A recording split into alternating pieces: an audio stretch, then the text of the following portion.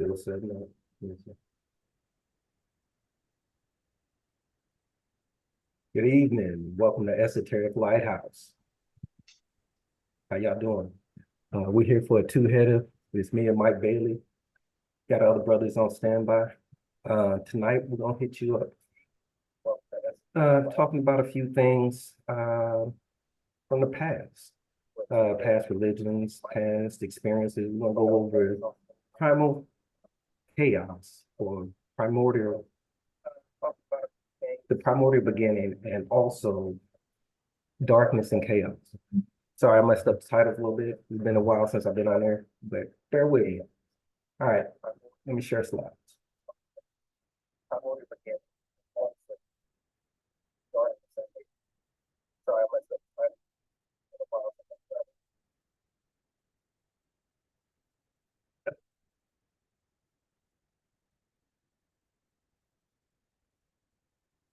All right, again, can you see my screen? All right, welcome to Esoteric Lighthouse. This is Esoteric Lighthouse. We're an independent broadcast. The views and opinions of this video are solely that of the individual panelists. We represent no organization other than that of the truth and the exploration of wisdom. Some topics may seem sensitive in nature and may seem offensive to some. However, this is not our intent. We strive to bring out the best information that we have available at the time. And sometimes this information goes against what is commonly interpreted. Fact check and do your own research. All right, tonight I'll be going over primordial chaos and the seeds of wisdom. My agenda is going over from chaos to cosmos, the serpent and the myth of mystery, the establishment of time, the waters of life, and the tree of life. Oh, for Uchis, Loki, and Rudrashiva. All right, I know some of these names and these terms don't make no sense to some of y'all. Y'all may have never heard them, you may have. We'll explore them. If you have any questions, you have anything, let us know. Put these questions in the chat and I will really break them down to you. All right. So, from chaos to cosmos. In ancient Mesopotamian myth, there's a lady named Tiamat, which stands as the captivating figure embodying both primordial chaos and the source of creation. She was the personification of the salty sea and the mother of all gods, and yet is associated with the turbulent beginnings of all of the universe. Tiamat's name itself echoes as the sea and the ocean, stemming from the Akkadian word sea. The epic from the Enuma Elish tells the tale of her turbulent existence. Initially, she existed along the side of Apsu, the freshwater abyss, kind of like yin and yang. Y'all see where we're going with this. You got salt water and fresh water. And their union gave the rise to the first deities. However, younger gods, vibrant in energy, disrupted the peaceful stillness of Tiamat and Apsu, which they desired. The conflict escalated, leaving Apsu to plot their destruction. But before they could, another god, Ea, intervened, slaying Apsu, paving the way for Marduk to rise. Marduk is the city god of Babylon. If you know where Babylon is, you know about the Sumerian text, and you know the Babylonian history, you know who Marduk is. And if you understand little things in Freemasonry, Marduk is another figure who is a personification of another guy named Mordecai. That's another lecture in itself. So continuing on, but Marduk is the city god of Babylon. Eventually, he emerged as a champion for the younger gods. And in a monumental battle, he faces Tiamat, ultimately slaying her, using her body in a fashion create the cosmos. This act solidified Marduk's position as the supreme deity, solidifying order from chaos, which Tiamat represented. Tiamat represented chaos. Interestingly, the influence of Tiamat extended beyond the Mesopotamian valley to the Egyptians. The Egyptians identified their own goddess Isis with the Sumerian Tiamat, recognizing her dual nature as both creator and embodiment of chaos. This connection highlights the universal fascination with such complex figures who straddle both boundaries between creation and destruction. So we're talking about figures who on both sides of the fence, who straddle both creation and destruction. The serpents of myth and mystery. A Naga serpent. A Naga serpent is a deity-like serpent, which is often depicted as a cobra and is often woven deeply into Hindu mythology and into their digital culture. They hold prominent positions in iconography. They appear frequently in narratives like the first book of the Mahabharata and even were featured in local worship traditions. In some Himalayan religions, or regions, sorry, like the Kulu Valley and the Pindar River Valley, the Nagas were revered as divine rulers. These power figures often intertwine with deities, offering protection and symbolizing cosmic forces. Vishnu is famously depicted reclining with a Sheshanaga serpent around his neck, and other major gods like Ganesh and Shiva as well. In some interpretations, even philosophers like Patanjali are seen embodying the eternal serpent.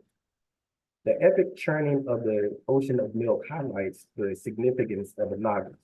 In this myth, Vasuki, a Naga residing on Shiva's neck, is willingly becoming the churning road, which is demonstrating their strength and willingness to become a cosmic aid in its endeavors. All right. The establishment of time.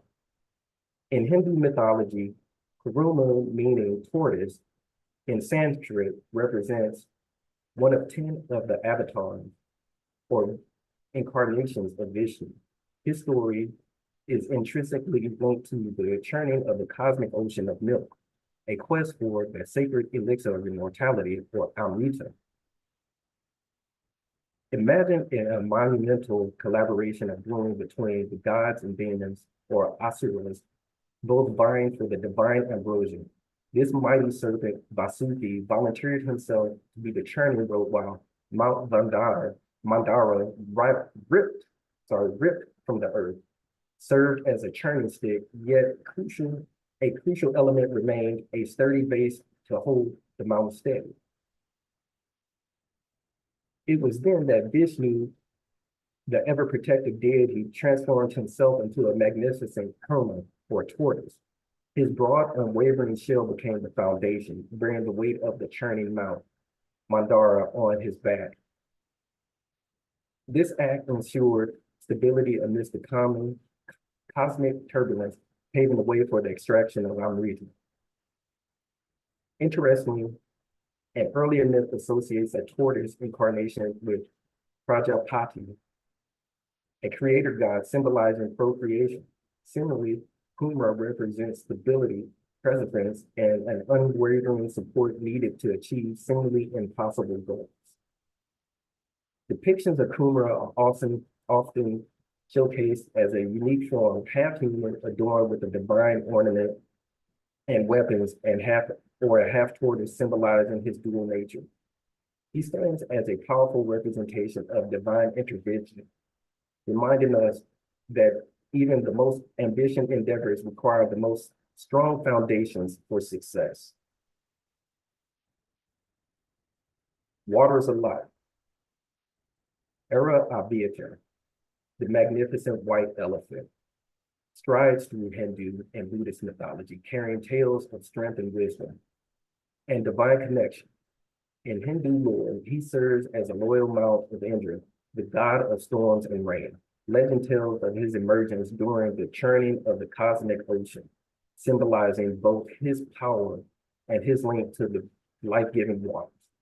Unlike earthly elephants, Ayurveda is depicted with multiple trunks and sometimes even multiple heads, reflecting his immense strength and divine nature. In Buddhist tradition, he signifies fertility and the abundance.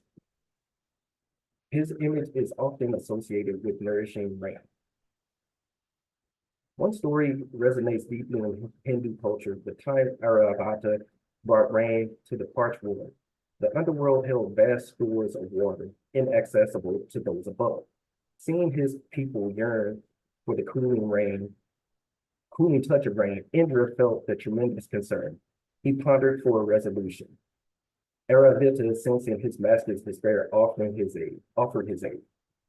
He vowed to use his mighty trunk to bridge the gap between the underworld and the clouds, bringing the water within Indra's reach. Tears of joy welled up within Indra's eyes. Together, the elephant and God worked tirelessly. Aravita drew water from the depths, filling the clouds to the bursting. They were bursting. At Indra's command, the clouds unleashed their bounty, showering the earth with life-giving rain. This is the rain we experience today, a testament to the unwavering friendship between Indra and his magnificent elephant. So I'm telling you a story. If y'all are paying attention, I'm telling you what's happening in Genesis and creation. These are the tales that happen proto-Genesis. All of this is pre-creation and procreation. Just for those who are trying to figure out what I'm doing.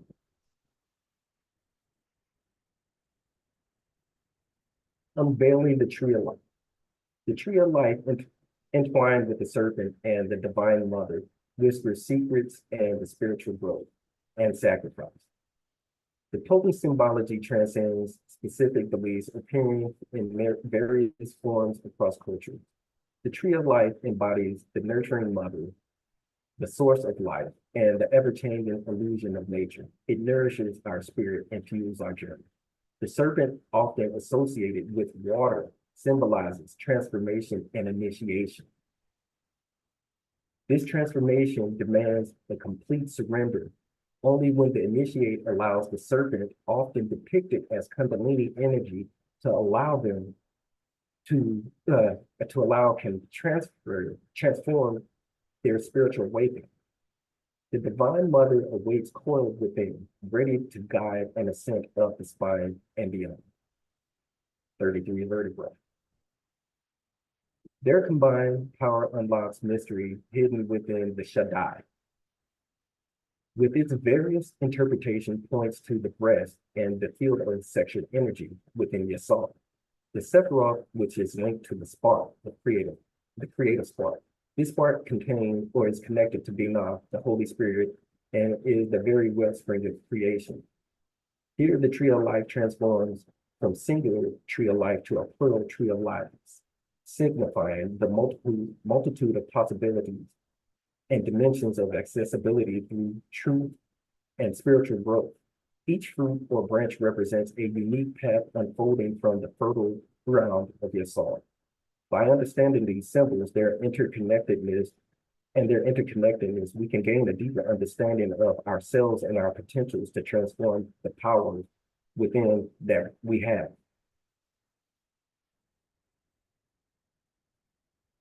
Oedipus. Oedipus is the serpent bearer, often linked to the healer Achilles.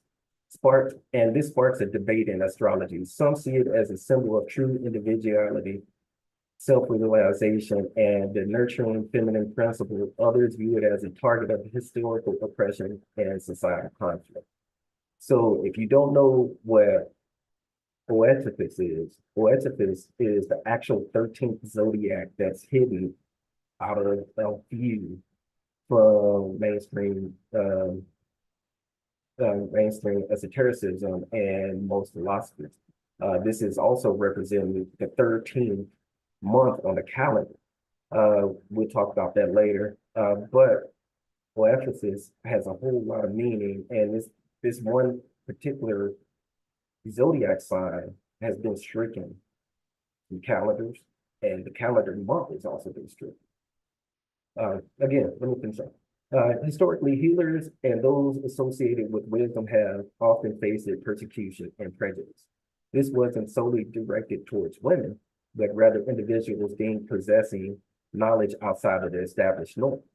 So, well, kind of self-explanatory why this degree or this 13th zodiac might be expelled because you teaching knowledge outside of established norms. The serpent or Ephesus symbolizes transformation and knowledge. In some cultures, snakes were connected with healing practices, while others they were feared, in others they were feared for their potential danger. This duality is reflected in interpretations of Ephesus. While the depiction of Medusa, a monstrous figure, highlights the societal anxiety about female power, it's important to remember that it's a myth. It doesn't represent the full breadth of female experiences or justify negative perceptions of women seeking equality. All right, so let's talk about my man Loki. So a lot of people watching Disney and all that stuff, hopefully my man for saying it, the stuff going on with Loki. If you've seen that show, it's putting some stuff out there. So I have to tie it into where it came from, the truth behind the myth. It's all myth. All this stuff is myth. Don't take it as fact. Don't say I'm taking this as fact. This is myth telling stories, giving us interpretation. If you listen to my words. Again, let me move on. While Loki's representation as a mischievous trickster is well known, his true nature holds a deeper complexity. The name Loki means shooting star, a fire spirit born from the spark of creation. Let me say that again. The name Loki means shooting star. Sound kind of familiar, don't it? A fire spirit born from the spark of creation. He's actually Odin's blood brother and a giant, and not Thor's, but Thor's best friend and traveling companion. Loki and the serpent are intrinsically intertwined, with Loki's torture and punishment for orchestrating Baldur's death involving a serpent dripping upon him. So let me speak. So the serpent dripping upon, there was a serpent dripping poison upon Loki's head, representing suffering as the consequence of the death of Baldur. In Norse mythology, it represents the cycles of death and rebirth. The number 13 is attributed to Loki because he wasn't invited to Valhalla to be the 13th god. And this subsequently is the reason why Baldur was executed by Loki. Green is associated with change and new beginnings, which perfectly reflects Loki's disruptive nature and his role in Ragnarok, the harbinger of the new world. Red is linked to his fiery element and embodies his dual nature, capable of both creation and destruction. So a lot of people, when you hear about Ragnarok, all that stuff, they're talking about death and destruction, all that stuff. What Ragnarok actually is destruction and bringing in something new. So it's basically the end of a cycle and the birth of a new cycle. So Ragnarok isn't the end, it's the beginning.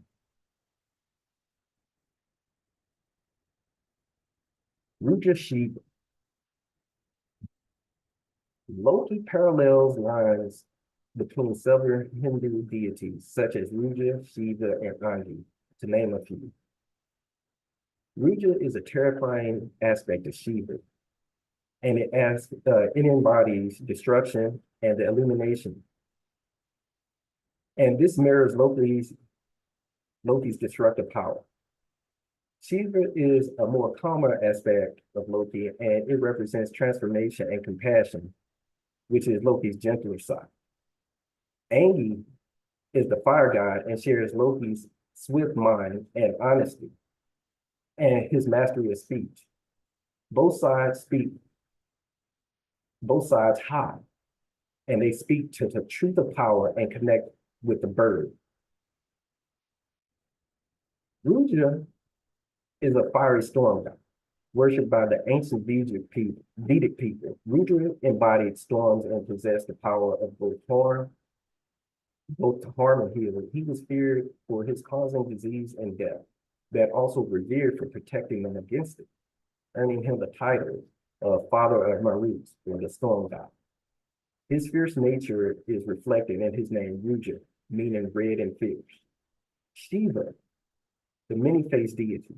She even often is often considered Rudra's evolved form and holds a complex and multi-phase role in Hinduism. He is associated with destruction and creation and transformation, embodying both fierce and benevolent aspects. Titles like Sarva, or Archer, and epithets like Flame Bright link him to both Rudra and his fiery nature. Fire represents sacrifice, transformation, and societal margin. In the absence of fire, there is no order. Let me say that again. In the absence of fire, there is no order. So if you don't have sacrifice and you don't have transformation, there is never going to be no order. How are you going to have order out of chaos if you don't have order and transformation? This concludes my portion of the lecture. I hope y'all are entertained with what I have to say.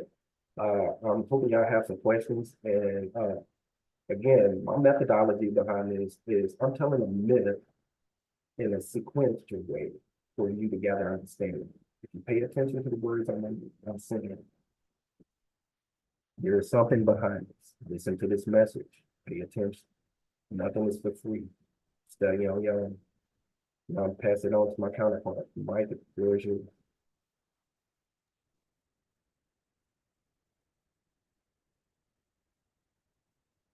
Wow. Okay. Um, Mike has just covered Serpent's Tree of Life and Multiple Gods during his lecture. First, let me say good evening to everybody. Which and, uh, he just covered like multiple gods and serpents of life, which may be foreign to some of you. My lecture will hopefully stimulate some of the viewers or the viewers here to dive beyond which they can only see by their physical senses. So I hope that you guys take uh, really take a hard look at yourself and those that are around you, and hopefully this stimulates you to continue with your studies or even stimulate you to start diving into your studies and just becoming a well-rounded individual. So tonight I'll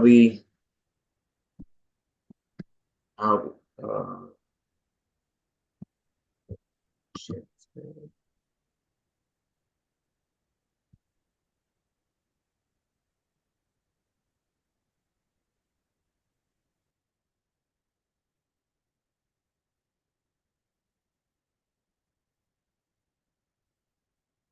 Mike, I need you to give me the host rights.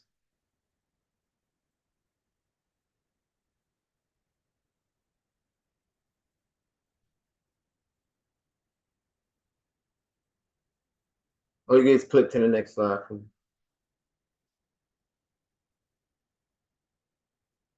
So tonight I'll be covering. I'll go into. We'll be going to the abyss, and I'll be covering.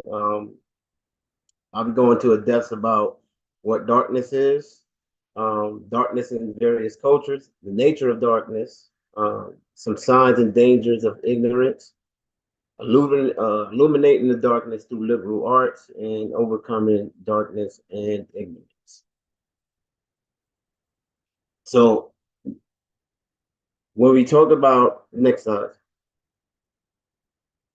when we talk about darkness, a lot of times, especially in the West, we want to. A lot of us have grown up through media, through television, and just growing up as kids, we're taught that there's something evil or there's something nasty or given an evil connotation when we talk about darkness. And I thought about these two quotes as I thought about this and I was creating the bringing this show to the audience. Nick Frost said, "Do not hide from darkness. Only in balance is truth to be found." And another one by Rash Ashlak, which was a Kabbalist, was there are two ways that people may reach an ultimate goal or enlightenment. They may reach it by their own personal efforts, the way of transformation and responsibility, or they should not direct their attention to this matter And there's another way, and that is through suffering.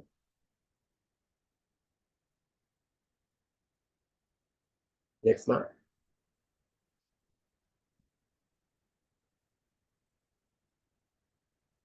So darkness, what is darkness? In the dictionary meaning, the definition is a partial or total absence of light, both literal and metaphorical. So what is absence? So absence is a state of being from a place or person, an occasion or a period of being away from a place or person, and the non-existence or the void or lack of. And ignorance is the lack of knowledge, understanding, or awareness about a particular subject, concept, or information.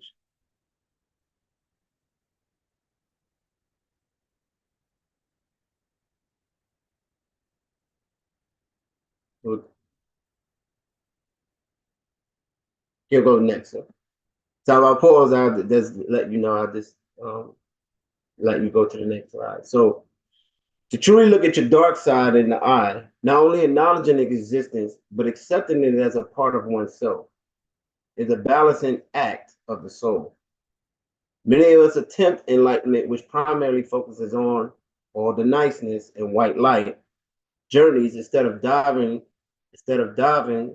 into realms of the self-conscious where we face potentially frightening encounters, most effectively when we face our own fears. To achieve balance, you must work towards being comfortable being uncomfortable.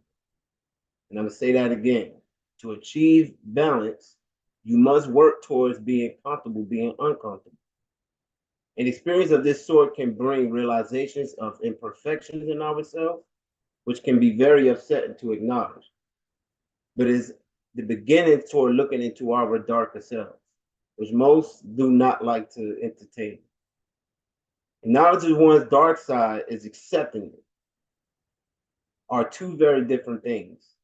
We can acknowledge our negative thoughts, admit to ourselves that we are human enough to make our enemies, to hate our enemies and wish nasty things upon them. However, can we allow ourselves to act on these natural human impulses freely without guilt? For example, if you acknowledge that you are inherently a selfish person, the natural inclination in modern society is to attach guilt to it, which might be described as a character flaw. But if you actually look inside yourself and you pull what brought about the emotion or what brought about the character flaw by society norms, what brought it on? Is it something that I can use? As a practitioner, to accept that description without question would be much more serious feeling than to act selfishly in many situations. After all, selfishness is a survival instinct. Most people don't think of it that way. A healthier attitude might well be to accept the selfishness for what it is, an integral part of yourself, and find ways to use it to your personal and professional growth. And I know you get some people like, well, how can I use it for my personal growth and professional growth? You bridge the two. Sometimes you might not be able to be the nice guy. Sometimes you have to use that other side of you in order to get something done. But as long as the outcome produces a good effect, then mission complete. So what are some darkness in other cultures? You heard me mention previously that we've been prone to think of darkness as something evil or a negative connotation. So I'm gonna cover a couple of what darkness is from various cultures. So in Native American cultures, in the Native American culture, darkness is associated with the spiritual realm and is seen as a place of introspection, healing, and transformation, and is regarded as a time for connecting with ancestors and seeking inner wisdom. In ancient Egyptian culture, darkness has both a positive and negative connotation, and it's associated with the primordial chaos before creation. But it was also seen as necessary precursor to new beginnings and the rising of the sun. In Japanese culture, darkness is associated with the concept of yami. Yami represents the shadow aspect of life, including the unknown, mysteries, and the hidden side of human existence.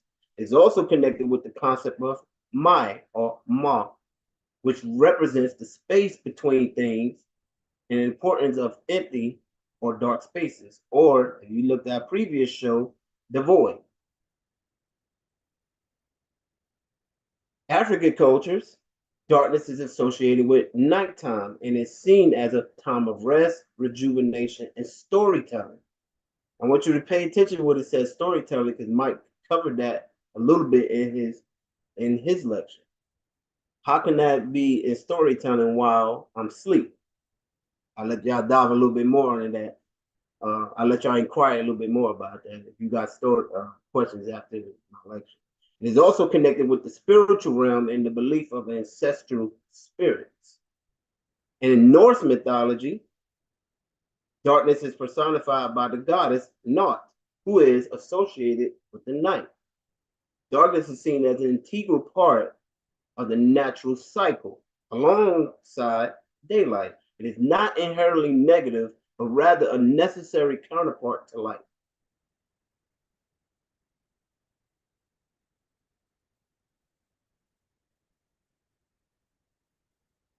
Go to next. So, what is the nature of darkness? And this is what talk about the physical properties. So there's 5 things that we'll be talking about when we talk about the physical properties of light. But I want you to also switch, and I want you to think about this speculative. Reflection is when light is not reflected off objects or surfaces, it does not reach our eyes. It can create perceptions of darkness. Absorption is caused by the absorption of light by objects or substances. When light encounters an object that absorbs most or all the incident light, it appears dark as a result. Transmission, the lack of transmission of light through a medium. If substance does not allow light to pass through it, it can create darkness when it blocks the light. Opacity. Darkness can be linked to opacity of material. This is how a medium or material is referred to when it talks about its properties when it comes to darkness. Opacity refers to the property of a substance that prevents light to pass through, resulting in the absence of visible light and the perception of darkness. And darkness can be influenced, and finally, darkness can influence by the scattering of light. When light encounters particles or molecules in the air or other substances, it can scatter in various directions, reducing the visibility of light and creating a darker environment. Next. So what was the so what in me telling you this? And now is where we start going into how this ties into ignorance. I'm not going to go into what I just read, but if you see, I highlighted in red. This is how metaphorically and speculatively this ties into what I just briefed. So in reflection, this can mean a lack of self-reflection. So when you're in a state of ignorance, here's how reflection in darkness, when we're talking about in darkness, this is how it correlates to ignorance. So in reflection is a lack of self-reflection or a limited perspective or closed-mindedness. In absorption, this is cognitive dissonance and a resistance to learning. In transmission, this correlates to a clouded perception and a limited ability to see or comprehend certain truths, mostly hidden behind symbols. In opacity and ignorance, this could be seen as a lack of transparency in one's understanding of knowledge. It represents a barrier or obstruction, discernment, that prevents the light of knowledge from illuminating the mind. In scattering, this is one of my favorites. It's probably, no, I would say this is my favorite.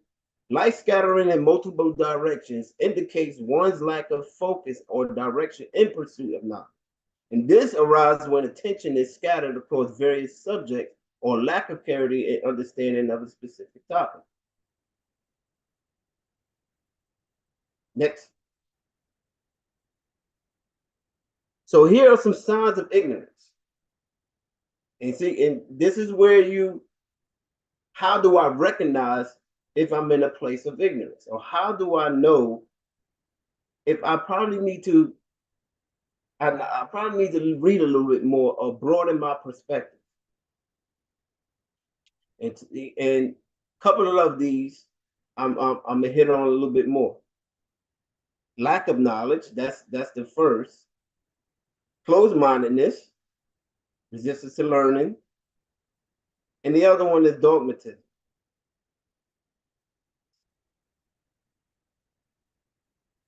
So a couple of things you're going to hear, you go to the next slide. A couple of typical responses you're going to hear from those that might be in a state of ignorance. I don't care. Or this is just the way it is. Some even bold enough to say, I kind of already know all of that. Hey, we don't need to cover that.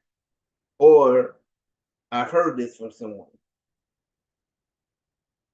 This is just a conspiracy theory. Oh man, that never been this, or that's never been proven, or that's never been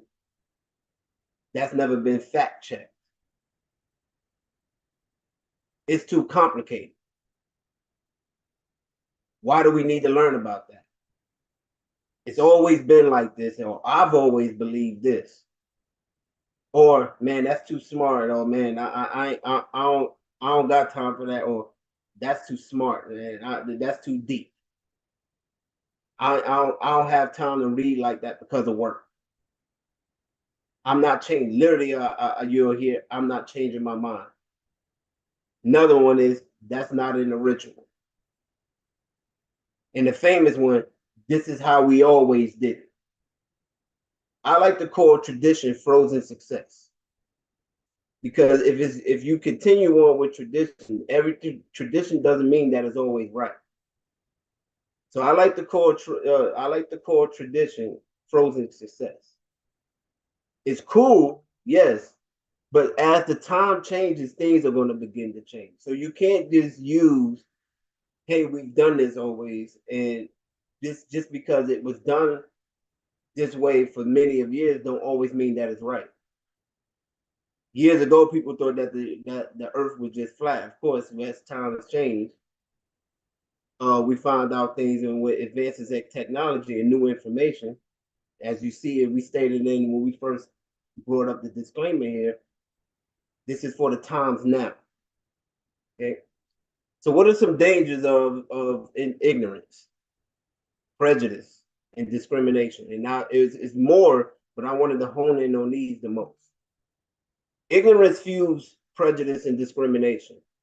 As individuals lacking knowledge or exposure may hold biased views, stereotypes about certain groups. This ignorance perpetuates social divisions, erodes empathy, and undermines social harmony. Polarization and fragmentation.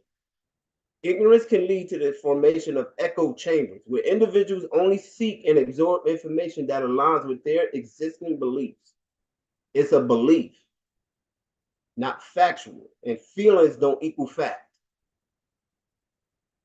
The results is a fragmented society, hindered communication, and erosion of shared values. Say that again. Fragmented society, hindered communication, and an erosion of shared values. And next one is manipulation and disinformation. Ignorance makes individuals vulnerable to manipulation and disinformation campaigns. Without knowledge and critical thinking skills, citizens, brothers, or any member of any organization can be influenced by false narratives, undermining the integrity of the democratic process. All of these dangers will lead to a degradation in any organization without informed brothers and leaders with character.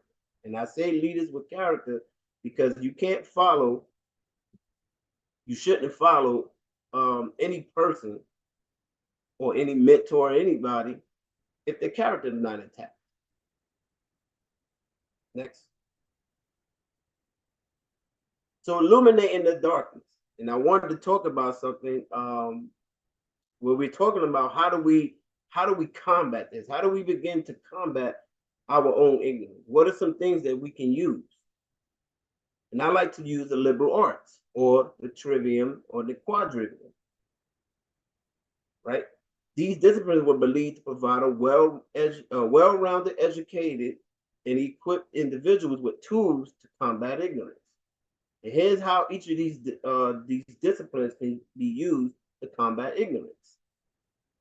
Grammar enhances communication skills by teaching proper language usage, vocabulary, and grammar rules.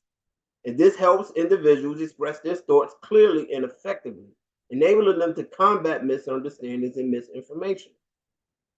Rhetoric teaches persuasive speaking and writing techniques, equips individuals with the ability to present well-reasoned arguments, challenge erroneous beliefs, and influence others with accurate information. Influence others with accurate information, not just by what you believe. That's why it says challenge erroneous beliefs. But that means you have to pull that from yourself.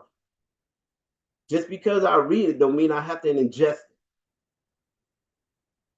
it. And information without application is empty rhetoric anyway. Logic develops critical thinking skills and the ability to recognize fallacies and flawed arguments. Enables individuals to evaluate information critically, identify logical inconsistencies, and separate fact from fiction. Next slide. Music stimulates creativity, emotional intelligence, and cognitive development. Encourages individuals to appreciate different perspectives and cultures, fostering empathy and open-mindedness. If you believe in the power of music, I go by one of my favorite, which is hip-hop. Hip-hop started in the Bronx, in the neighborhood, in a corner, and now it's worldwide, to where that it affects everybody. Everybody can attach to something, even though they're not in the geographical location of where they began. And this happened 50 to 60 years ago. I'm sorry, about 70. I might be off with that. Geometry cultivates logical reasoning and a spatial awareness. Enables individuals to analyze patterns, think abstractly, and solve complex problems, and promotes a deeper understanding of the world. It also gives you different angles that you can see, or, like it says, spatial awareness. Or I like to use also to give different perspectives from different angles. As we know, geometry deals with angles, and for the deeper ones, you might want to get into sacred geometry. That's another show. Astronomy promotes scientific literacy and a deeper understanding of the universe. It encourages individuals to question and explore the natural world, challenging preconceived notions and expanding knowledge. Again, challenging your own biases, challenging what you think you may know. And last but not least, arithmetic, which develops numerical literacy and problem-solving skills. It allows you to put two and two together. It allows individuals to analyze data, make informed decisions, and critically evaluate statistical information. Next slide. So overcoming ignorance overall. And this is the culminating, this is as we get ready to close this out. And you see I put on there, this requires labor. This requires work. Not I read something and I put the book down, or no, you gotta read it, ingest it, reflect upon it. Does it fit your temple? If it doesn't, share it with somebody else. But it requires action, not just a sayer, but also a doer. Recognize and acknowledge your own ignorance. This is the first step to acknowledging that there are some gaps in your knowledge and your understanding. Be open to the idea that you may not have all the answers and that there's always more to learn. Cultivate curiosity.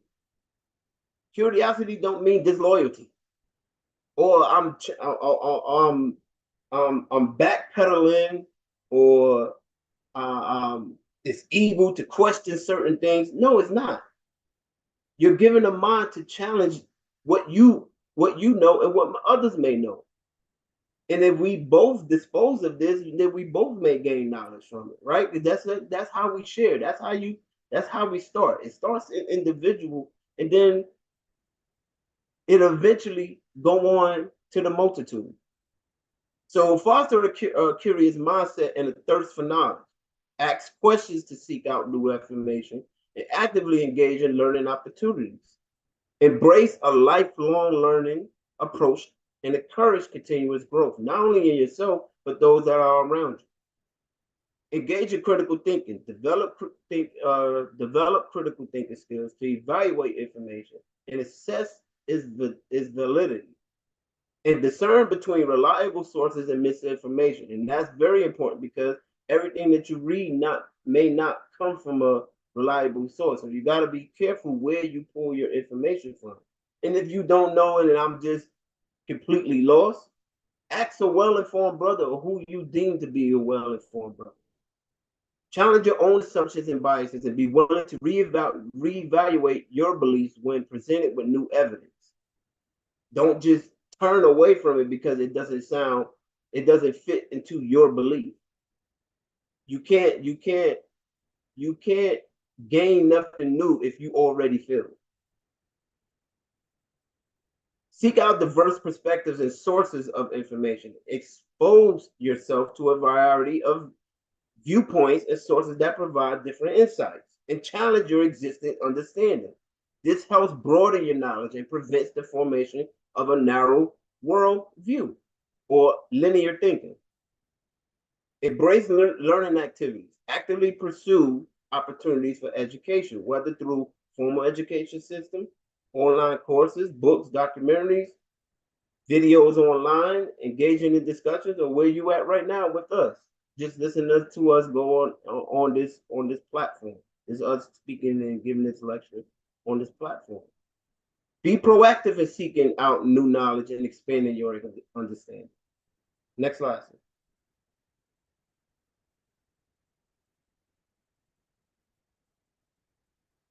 Practicing empathy and open-mindedness. Cultivate empathy and open-mindedness towards others' experiences. Listen actively listen, don't listen to rebuttal. Help foster understanding and reduce the tendency to remain entrenched in one's own ignorance. Just because it may not fit with you, don't mean that you need to speak about it. Be open to other interpretations. That's how you effectively lead others. I can't lead if I only know one avenue of approach. If I'm leading 30 people, that's 29 different perspectives I have to lead. Not just, I only think this way, so I can only deal with this person. But if I'm able to have something like a blanket term, as some of us may use, I'm able to talk to multiple people at the same time. I'm able to be in places and talk to different people or reach other people, not just here in the United States, but maybe worldwide.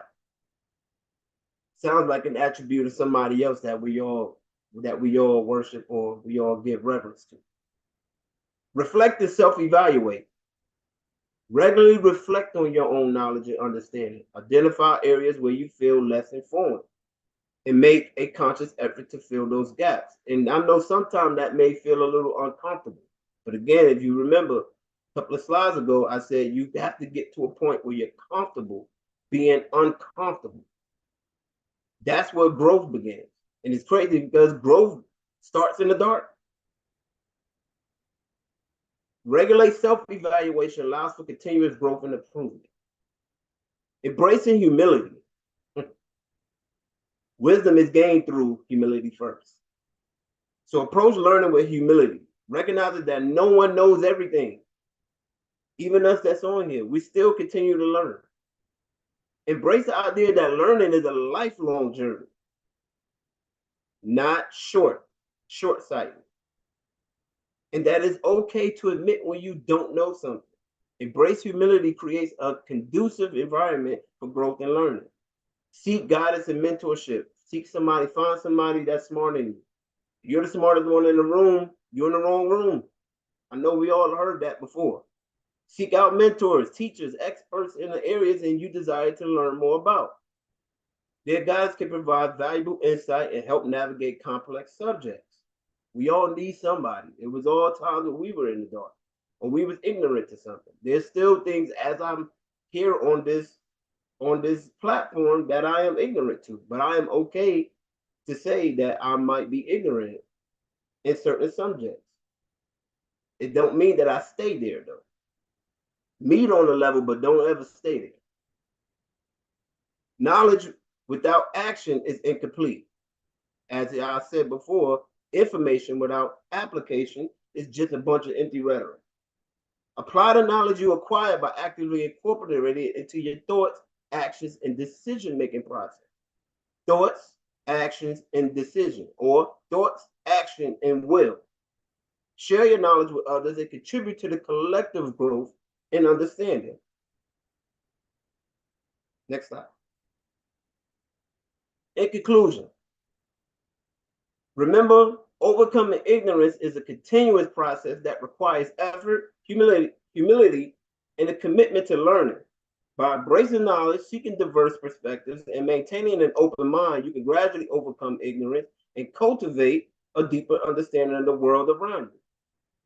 Darkness has multiple symbolisms besides the dogmatic connotations given to it. If you want to shine in front of others, then do the work when no one else is around. Gentlemen, that concludes my part of this lecture. I leave the floor to those to ask questions.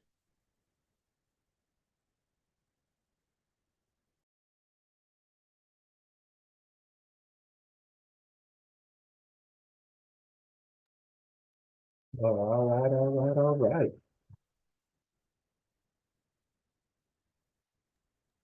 That was an action-packed night, man. Good job, gentlemen. Hopefully I enjoyed it. Hope we got some good questions from the panel or somebody else.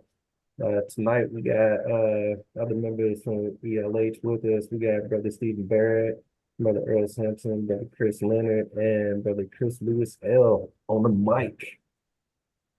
No pun intended.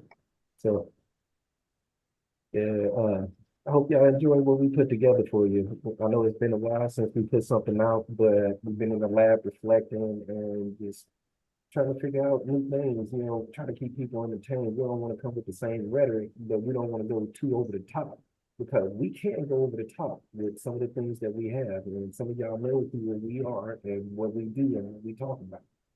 Some of the conversations, they go from 0 to 1,000 like that. And if your mind ain't right, you ain't gonna be right. So here we're trying to get back to where we're able to explain some of the stuff we were talking about to the masses because people keep saying, "Hey man, what y'all talking about? Everybody else needs to hear it too." So you're like, okay, well, so we're gonna start off like this.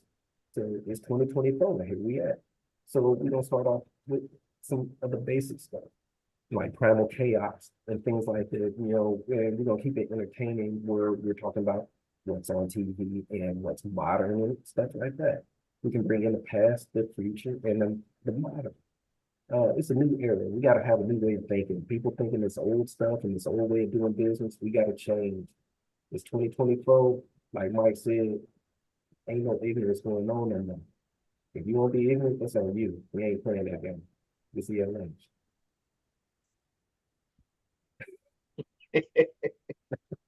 Good, Barrett. Oh man, What's going on? Hey, I did have to ask a question though. You know how I do to the mics. You know what? We gotta come up with the like tag team duo name for when y'all two are together or something. You know what I mean? Something classic. Like, you know, the Dudley Boys just come in there and get it in. Like, you know what I mean? That's kind of where. But no. But I had a quick question. This is from Mike in Japan. All right, so I know which Mike I'm talking to. You spoke about the transition period of like us being, especially like us as Masons, being more comfortable being understanding the role of darkness as far as just a storytelling tool. I thought that was kind of interesting looking at the different like cultures and how they view it. If you don't mind me asking, like, what got you, like, what made you look up that path? Because I never thought about looking at different cultures' viewpoints of that. So, like, now I got to go back do some research. The You already know what happened with the book budget, so it's read up. So I'll let you know. But can you walk me through in the audience too, like, kind of how'd you come up with that one? Because I think that is like universal. You know what I mean? Somebody that's watching this will be able to connect with it. You know? So actually, what began that inquiry was my usual vocation, my profession. So in order for me to effectively lead, right? Because I have about 100 something employees, right?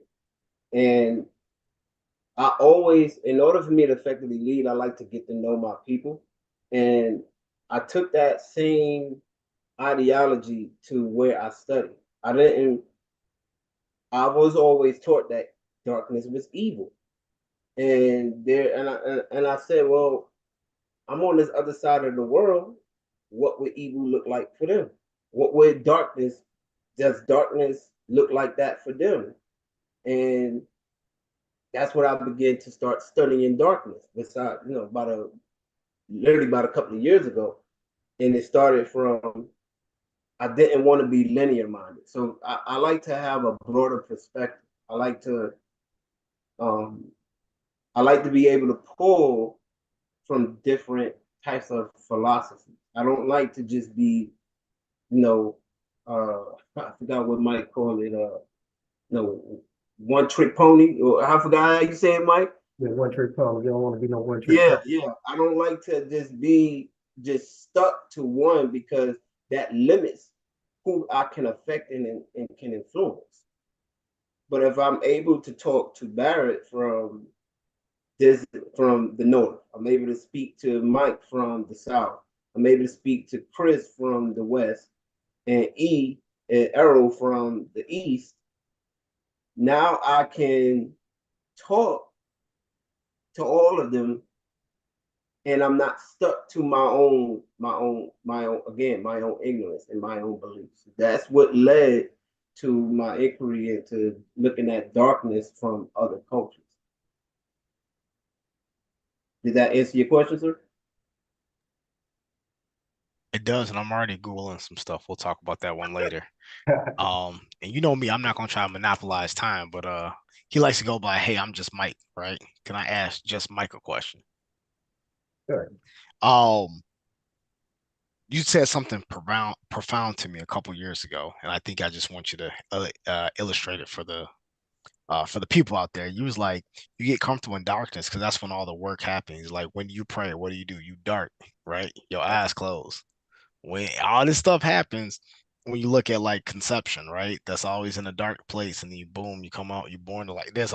Can you just expound upon some of that? Because like I said, I always remember that conversation. I know where I was at when you broke that down for me. That was beneficial for me.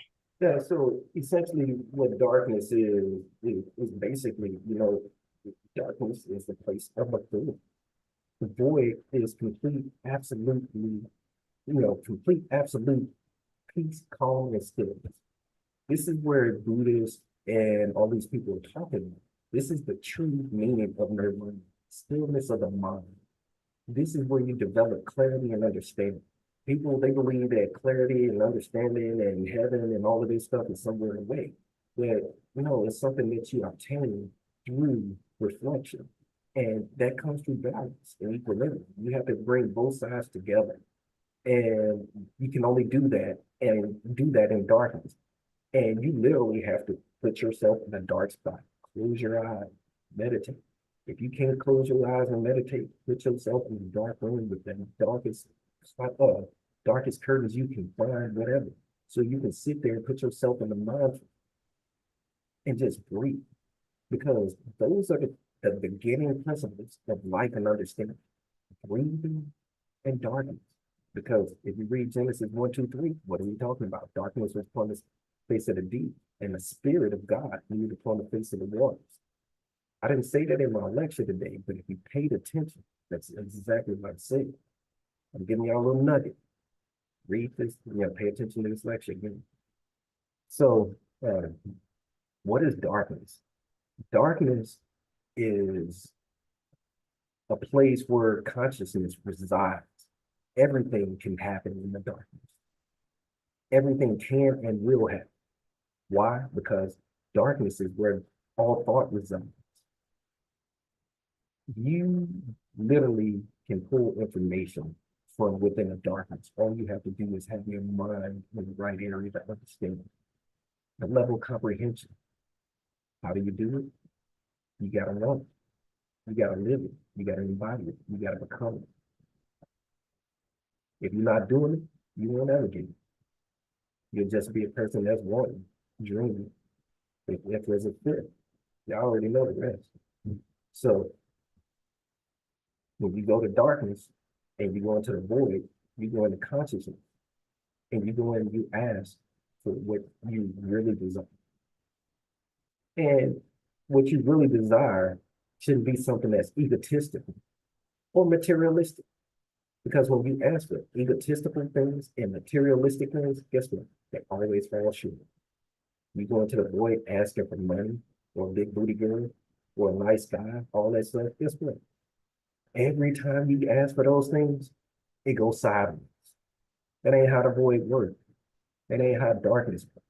That ain't how consciousness works. So when you go in there, that already lets you know you half-stepping. When you go in there and you thinking you're gonna get all these pretty roses things and these nice, these nice feelings and these things gonna happen to you in the void and in the darkness. You looking for God, you looking for spirituality. Nah, partner, you gonna cry. You gonna bring some tears home. And let me know how you feel after you get beat up in that, sitting up here looking for, all these little flower power tree huggers sitting up here thinking they're gonna get roses when they go up in there, looking for the real answers. Real answers don't come. Real answers come through pain. That's the truth. And that's what darkness is.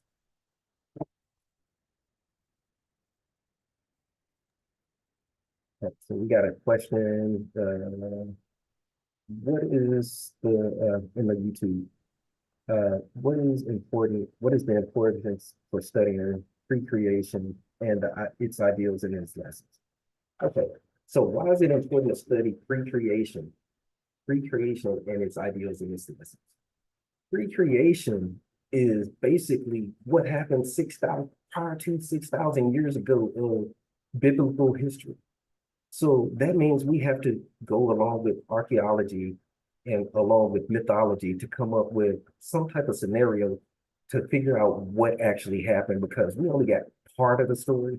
And that story was his story. It was made up based on an interpretation of knowledge that was wanted to give to people and to sway the masses.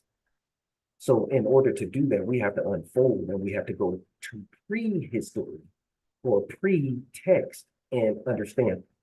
So what's written in stone? So you got these tablets that are written in stone, the Enuma Elish and all this stuff in Sumeria. You got Egypt, you got South America, you got the Incas, the Aztecs, you got all this stuff. You can't take the stones away.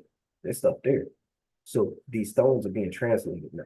There's other people interpreting these things. There's been translations that are about 100 years ago, 100 years old, but now they got AI and all these other advanced things that are actually going through, and they're actually proving that these things were actually translated correctly, or they're fixing some of these translations. So with that being said, prehistory saying, hey, there was life prior to the Adam and Eve and this Genesis story. So theoretically, life goes on. Human life on this planet is probably more than 450 years old, 450,000 years old. Correct. Correct me. 450,000 years old on this planet. That archaeologists and all this stuff is starting to discover. All these books and all these texts are saying. So studying prehistory and studying these things is unfolding a different way of interpreting things. And essentially, what we're seeing right now, what we call today our reality, is an unfolding of past history. Past technology just re-unfolding itself. We've already had nuclear bombs. We've already had this stuff. People might think I'm crazy, may not even believe what I'm saying. But these books, the Mahabharata, the Illuminated, and all of these things are telling us that these things have already existed on Earth in the past. And we've blown ourselves up multiple iterations. And we just keep coming back and rebuilding over and over again. History grows, collapses, grows and collapses, grows and collapses. We've done this for thousands and thousands of years. And for some reason, we're just getting ignorant and more ignorant. We think we're advancing, but we're not even a type 1 type of civilization. If you understand our past history, we were more than a type 1 civilization, and we degraded. So I'm going on to some science stuff on you guys. Because that's where my exploration goes. Because I'm into some other stuff right now, and if y'all want to follow me, hey, get your mind right, because it ain't no fun. The homies wanna go there. I'm just saying, be ready to cry. Yeah, all right. Then there's another question. Also, your images resonated with your words. Should we study symbols as we slowly step out of our ignorance? What a great question. Symbology is the key to understanding everything. Everything is illustrated by signs, words, and symbols. As I illustrated earlier, and I mentioned it, the Egyptians, the Sumerians, the Incas, the Aztecs, all these people in India, all these temples and things like that, they illustrated their history in symbols carved in stone into temples. Down in Cambodia, Angkor Wat, things like that, Jakarta with Bobador, all of these things carved in stone. Technology that they used, ancient technology that we forgot because of our ignorance or lack thereof, or whatever persecution methodologies that came about to suppress this information. So here we are, basically rebuilding the wheel. We're reinventing the wheel. So again, like I said, those symbols, they're symbols. They're telling you, hey, this is already happening. So all we got to do is take this and rebuild it and recreate it. And if you notice, if you go back into look at history, some government regimes were trying to do the exact same thing. They basically tried to recreate vehicles and equipment that they saw in the Mahabharata because somebody interpreted it correctly. You know, like all of these nuclear physicists, Einstein, all of these guys back in the day, they studied the Mahabharata. They studied these Vedic texts. That's how they came up with all of this stuff. People think that these people were smart. No, they was just regurgitating old information. They interpreted science from text. That's what they did. So what am I saying? Read the history, understand the history, learn from the history. Don't sit up here and get caught up on, hey, this came out in 1492, Columbus sailed the ocean blue. Yeah, we know he did. But what he did, what happened afterwards? What was the ramifications? What happened to us after that? That's the real story that needs to be told. We already know 1492. You know, a lot of people that hear me talk about, hey man, why you don't care about dates? Dates don't matter if the information isn't solid. You can tell me a date all day. If I can't use the information, what is it good for? That's what you guys need to be questioning and asking. If I cannot use this date for solid information, what is it good for? Dates are fruitless. if it has no value to my psyche and my educational awareness of where I need to be and where I need to propel my next journey and my next nature. Of course, if a book or a creation of a theory or something came about on said date of February 23rd, 2024, and I needed to understand this, and it put me in the mind frame to say, hey, I'm going to elevate myself, yeah, it's value added. But if all I'm saying, hey, on this date, this was created, don't make no difference. It was created, but it said, I am here to embody you with wisdom and understanding. On this date, the wisdom and understanding is A, B, C, D, E, F, and G. That's what is important. A, B, C, D, E, F, and G is important on that date. If there is nothing associated with that date, it's just a date. Let it go. I wanted to add to what you said, Mike, to the brother that asked that question. Also look into the nature of symbolism. I forgot who the author of this quote I'm about to give, but book that I read. It talks about never confuse the symbol for the thing symbolized.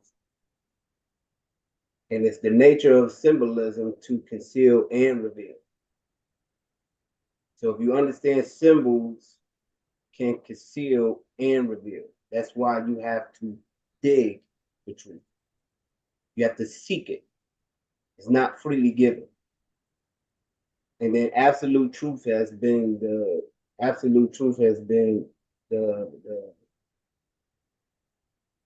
enemy to human progression. Just wanted to throw that out and add to what Mike said, because some of us, we don't get into what the nature of a symbol is. A lot of times we add something to a symbol because if I wear a bat signal and I go out and me and Mike both have bat signals, and I'm just giving an exact example, and I go and kill somebody and they see us with that symbol, even though the original symbol could have been created by Chris to be something of unity. But because Mike and us both wore that symbol and the act was done with wearing that symbol, that now that symbol to somebody else has been given a negative connotation. And now just take that and spend that years, decades, centuries to now that bat signal is now deemed as being evil, even though it might not have been evil from the beginning. Essentially, that's what I was getting at with the serpent. A lot of people, they don't know the history behind the serpent and the serpent religion and where serpentine wisdom came from. All they know is the legends, the biblical legends that only short-lived, where you got Moses in the wilderness and he's got his rod on the staff. Then you have the story where Yeshua becomes the serpent on the pole as well. So without those legends and of Moses and the ones in the biblical things about the serpent, you don't really get any historical understanding of the serpent culture. The serpent culture was actually wiped completely off the map. I'm still trying to research some of the things behind it, but from what I've seen, apparently it was just like they were unwanted. I mean, it was even the way it came to me, surprisingly, was the movie Fifth Element, sometime in the 90s. That's where I first learned about the 13th Zodiac. Well, right before Chris Tucker gets on there and they show that that thing coming out of the sky, I found out that was the 13th Zodiac, and it was talking about Ephesus. I was like, wow, this is interesting. So, they put stuff right in your face. Day one. So I'm researching this, and as you see, the 13th Zodiac is associated with the 13th calendar month, which falls between November and December. It's based on the lunar calendar, and that's Ephesus. or Ephesus, the serpent bearer, or the girdle. He wears a serpent around his waist, representing he's controlling his sexual energy or controlling that energy. And he's stepping on Scorpion, which represents that sexual energy. So basically, is he who conquers his sexual nature is Oephasis. But it also represents the creative force, which is also Oephasis. What is the most powerful creative force in existence? I mentioned in my lecture. I'm not going to say it again. If you know Kabbalah, you know what the most powerful force and where it comes from, which separately it comes from. So it's found in one dot, a yacht. The creative force is that powerful. All men have. Then it goes into a vessel. Another brother I met, or another ELH brother, I'm not going to put his lecture out here, but he did a lecture the other day, and he's talking about that. And he's talking about the tree of life and the Ankh. So if you understand the Ankh and you understand the seed, you understand the whole creative process, that the whole creative process is between man and woman. You have to have both in order to bring balance and have to bring life in. These are the real portals of creation. That's the real Genesis. But we've been told that it's a sin. It's the original sin. How can the portal of your very existence be a sin? Don't make no sense. Don't make no sense.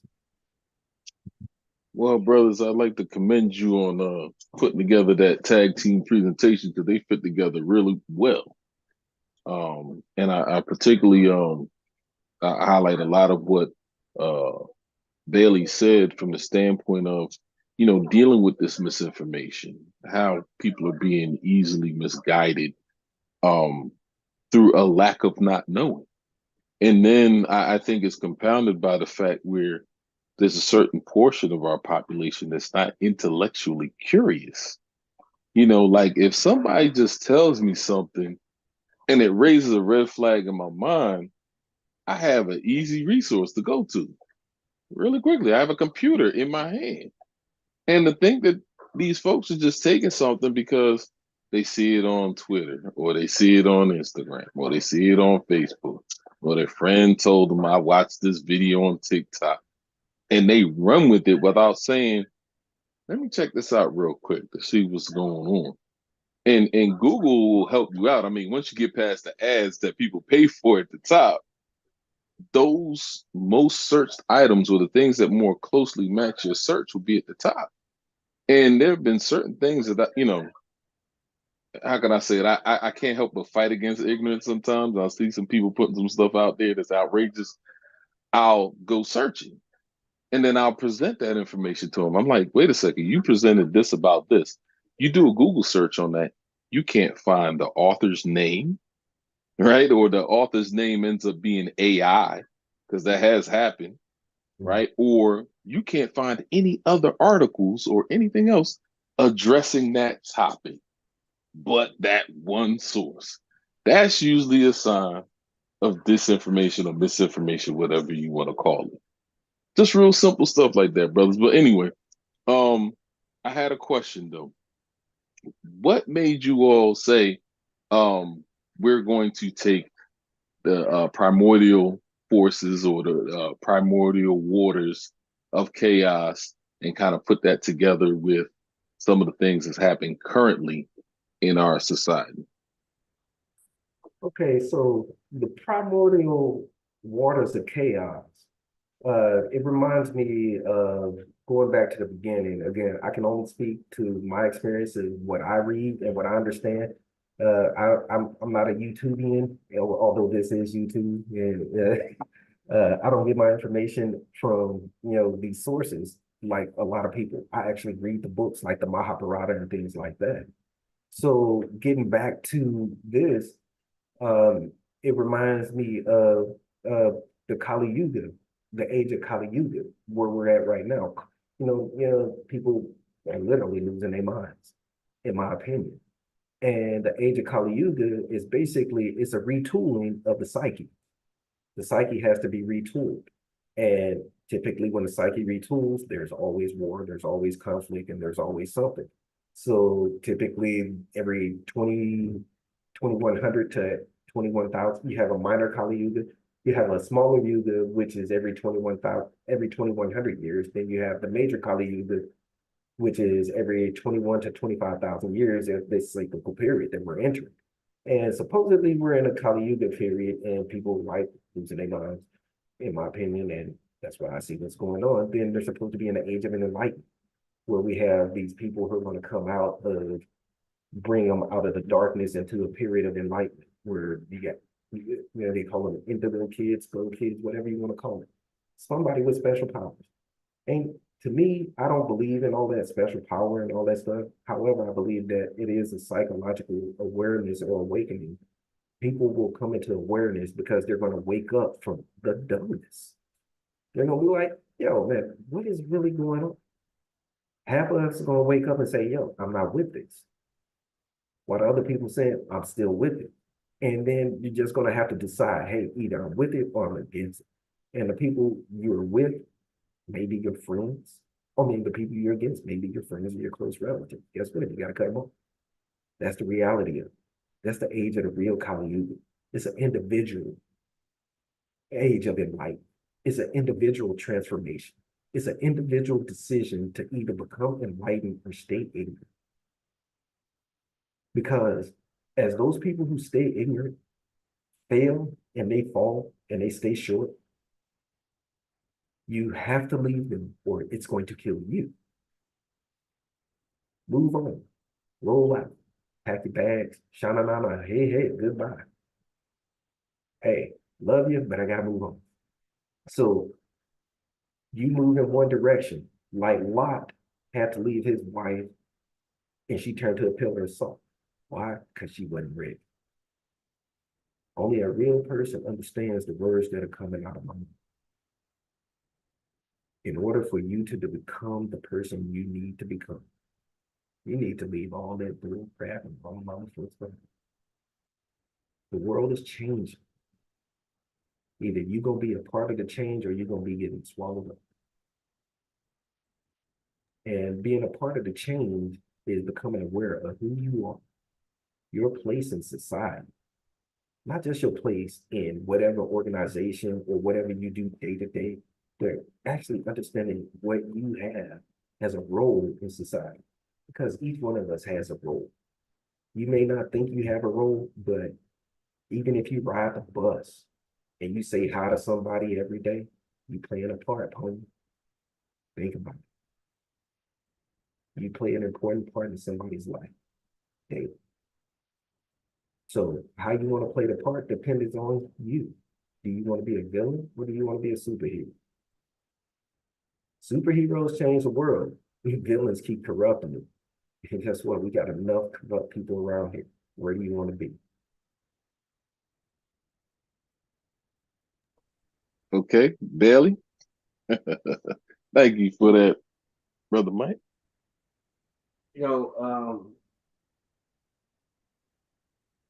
Me and Mike kept running into the conversation. Me, him, and Brother Errol kept running into these conversations. They caused some conversations that you and I had, Chris. One about chaos, because darkness and chaos is something that I've always been intrigued with, because I've never was the person to just go by what somebody tells me. I wasn't brought up that way. So I kept noticing a common error, a common attribute, a common characteristic of men around me. And I was always told this. The darkness, man, that sounded like something, man, you into devil worshiping, you into Satanism, you are Luciferian, or You know, you're going to hell for asking questions. Just as something as simple as asking a question. And especially dogmatism, the dogmatic. And like Mike said, we're in a world where those are challenged, or those beliefs are being challenged now.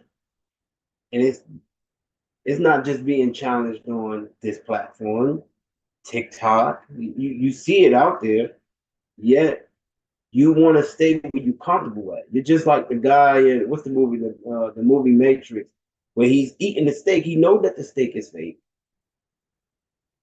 but he continues to eat it. And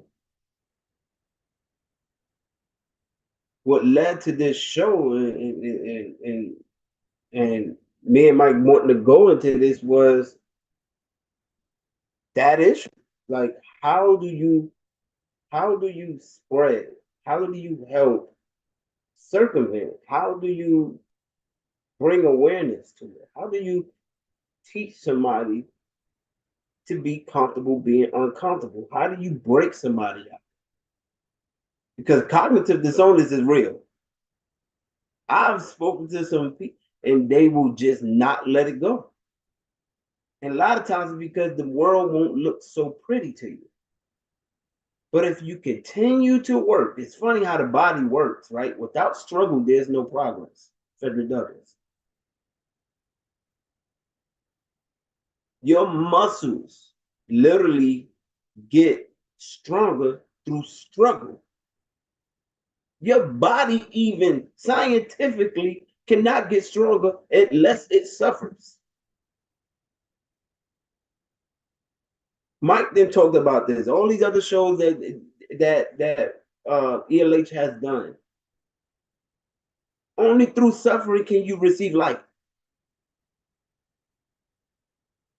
It's not going to be comfortable.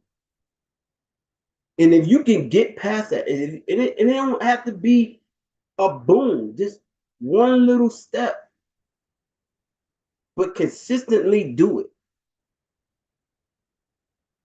your body will naturally change.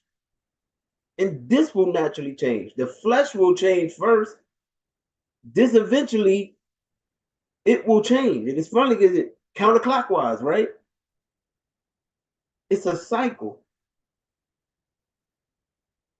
And this was the reason why this show was brought, because of ignorance is everywhere. And some people don't know that they're in it. And that's why I captured that during our lecture. How do I know I'm in ignorance?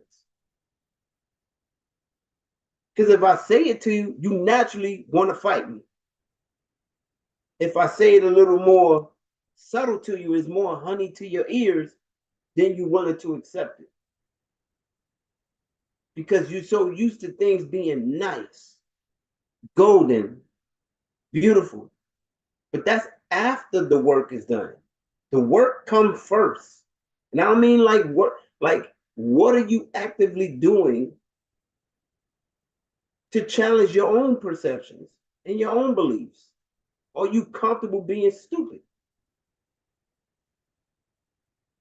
And then wonder why you're in the same place. Nothing of worth comes with being lazy or being comfortable. We all know this. Complacency kills. Complacency always kills. Your body is made to labor, not just be stagnant. Stagnant is dead. Literally, movement is energy. Movement is energy. First thing we ask is something alive, is it moving? We look for breath. We check for breath. That's because movement. Movement only comes from two elements. You know, the heart is the only thing in your body pulsating, which causes your lungs to cause you to breathe. Those are the only two things in the two organs that are actually moving in your body. People don't even realize it. They keep talking about all this stuff. Oh, I'm here, I'm there. Well, I'm sorry. If I take out your lungs and your heart, you ain't nothing. You're done. Done, You're done, done. done. And it's interesting you say that, Bailey, because we have a money tree. Well, my wife has a money tree, right? Money tree was growing in a particular direction, right? As it grows, it starts moving towards the sun, right? So what I did, I turned it a little bit because it started leaning too much. Guess what the money tree did? Gradually over time, started leaning back over towards the sun. So even a plant moves. Even though people would think it doesn't move, it moves. Well, with that being said, Chris just gave us our last little part. Even a plant moves. G, geometry. G, I'm a tree. My brother Frank Hernandez used to say that to me all the time. He's like, geometry, G, I'm a tree. And I blow like the wind. And with that being said, we'll catch y'all next month with the next episode. Y'all have a good evening.